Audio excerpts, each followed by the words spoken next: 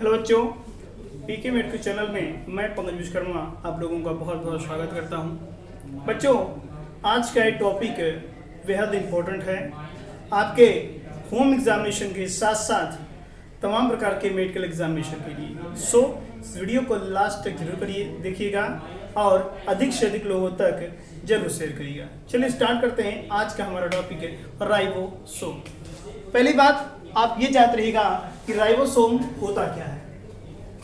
ये जानने से पहले आप इसकी खोज के बारे में जान लीजिए। तो सन 1953 में इसकी खोज जॉर्ज पैलेड ने की थी। जॉर्ज पैलेड ने की थी।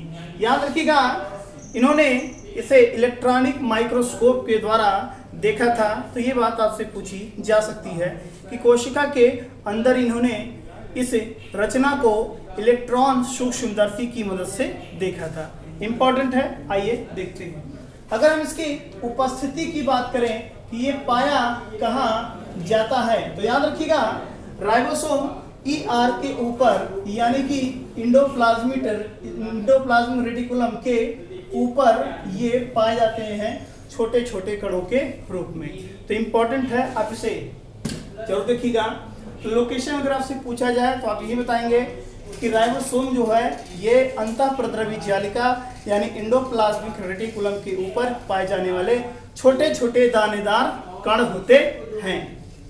एक बात और, इसकी 2 इकाइयां होती हैं, यानी कि प्रत्येक राइबोसोम की 2 इकाई होती है। इंपॉर्टेंट है, ये बात आप जानते रहिएगा। 2 इकाइयां इसकी होती हैं, एक छोटी यूनिट होती है और एक बड़ी यूनिट होती है। याद रखिएगा, 2 यूनिटों से मिलकर राइबोसोम बना होता है। जैसे कि आप ये स्ट्रक्चर देख रहे हैं, ये 70 राइबोसोम है।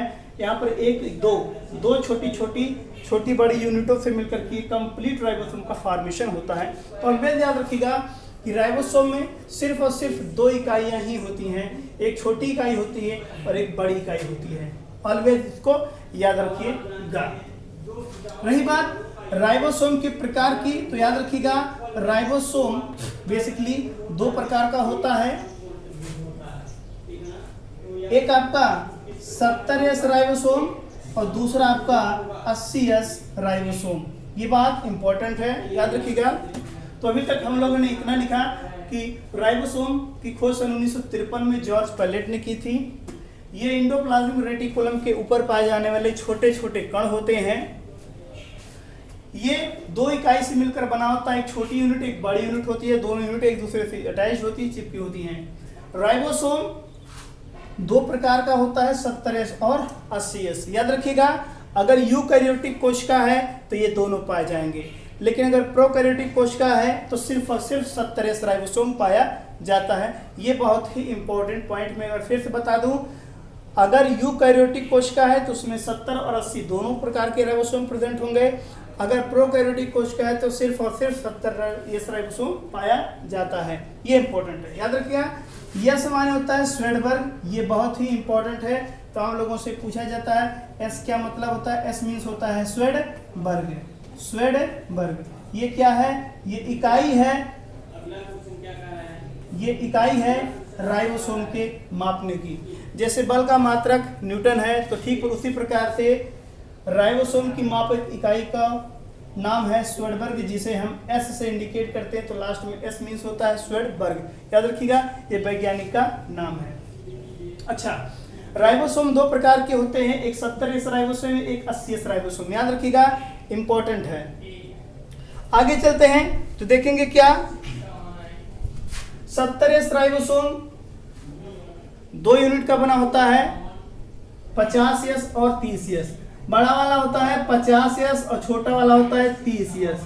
ये इंपॉर्टेंट है, याद रखिएगा।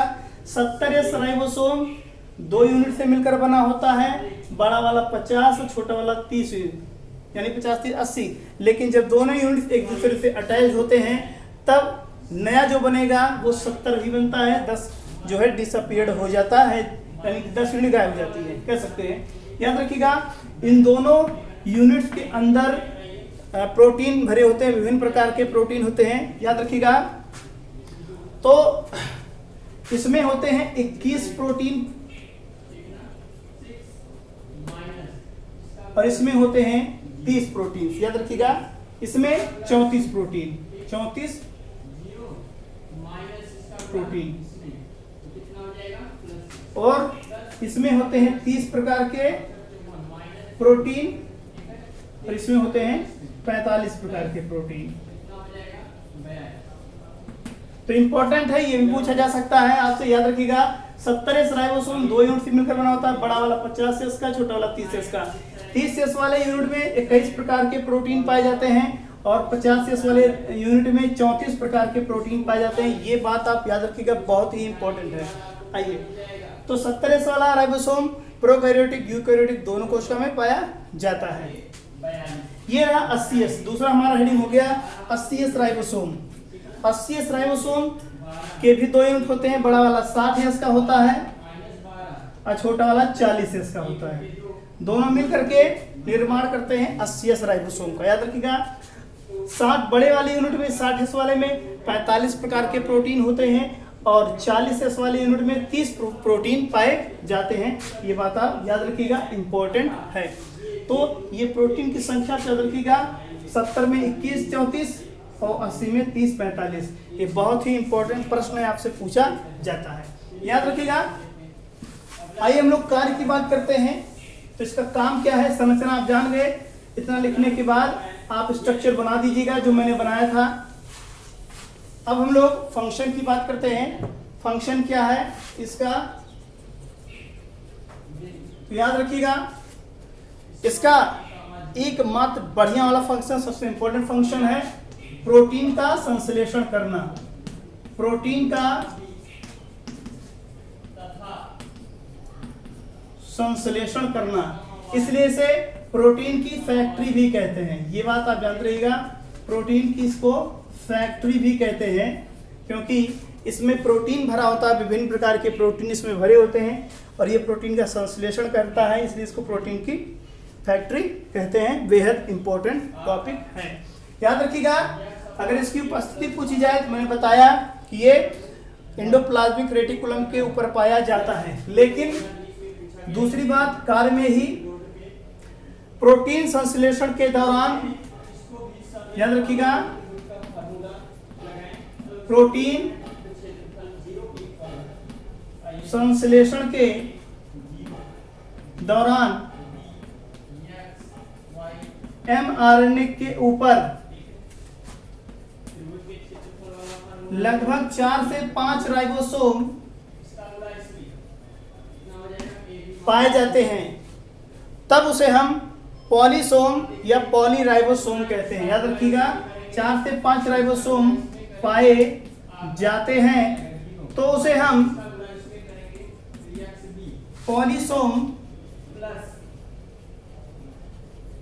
या फिर पॉलीराइबोसोम के नाम से जानते हैं। तो ये बात आप याद रखिएगा, इंपॉर्टेंट है।